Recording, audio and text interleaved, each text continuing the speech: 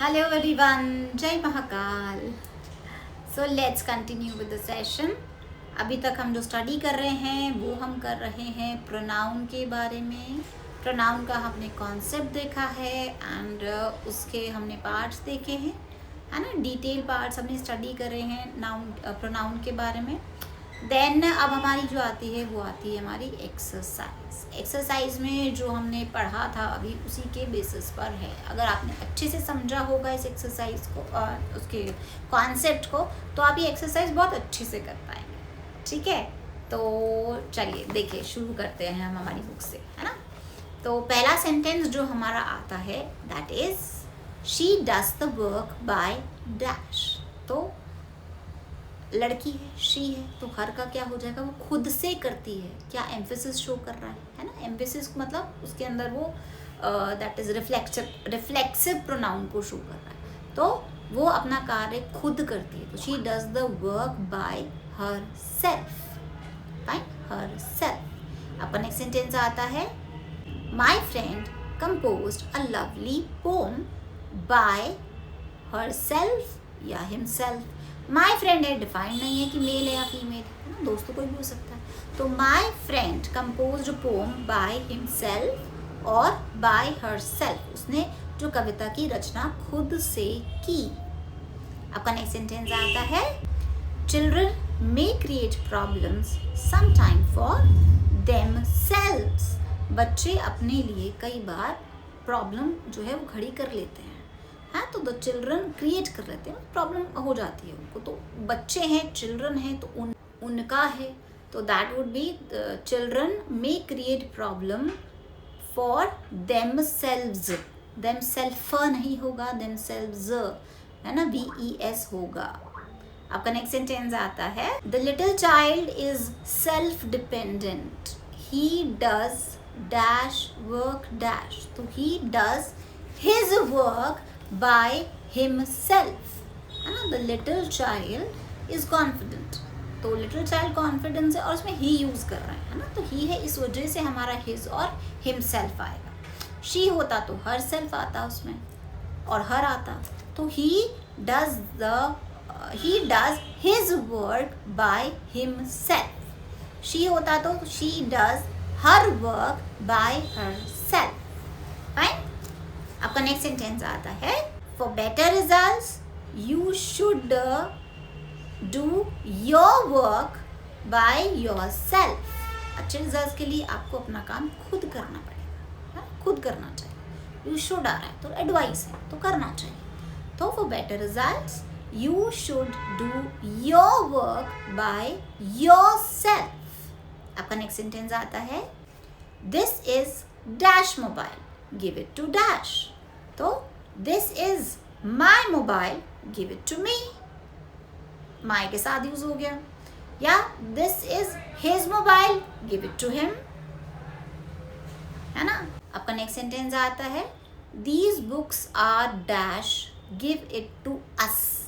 us है तो क्या हुआ, हमारी हुई, तो these books are ours, है ना। ours बोलेंगे तो थोड़ा कंफ्यूज हो जाता है, these books are ours, है ना। आर्स को हम जो एक्सेंट है थोड़ा चेंज करके बोल सकते हैं, दैट इज आवर्स।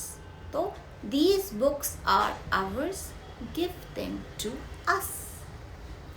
आपका नेक्स्ट सेंटेंस आता है this watch is not dash, it is dash.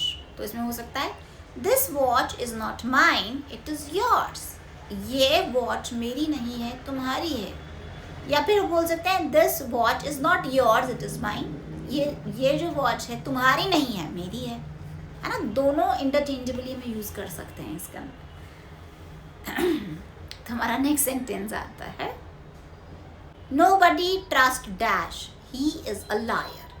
तो ही का क्या होगा, हिम। तो nobody trust him, he is a liar. कोई भी उससे विश्वास नहीं करता क्योंकि वो एक झूठा इंसान है।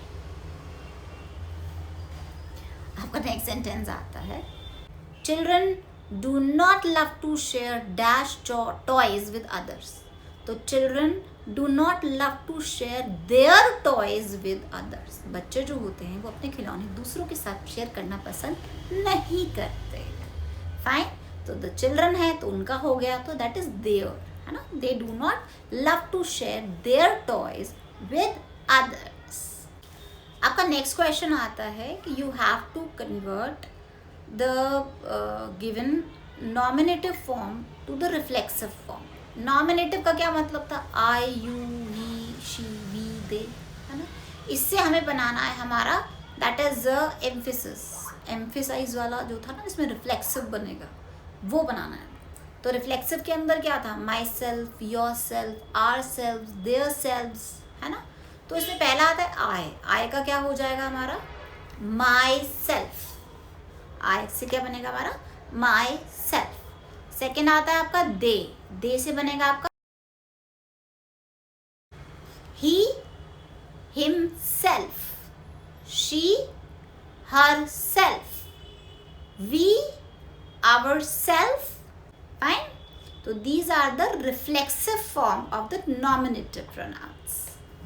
Hope you have understood this as well. अब नेक्स्ट जो है वो मैचअप्स के फॉर्म है.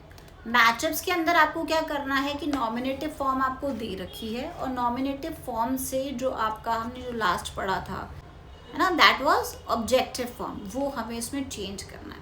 ऑब्जेक्टिव नॉमिनेटिव फॉर्म में तो क्या देखा था हमने? I, he, she, we, they, it, my friend, children, है ना. अब इसका जो हमारा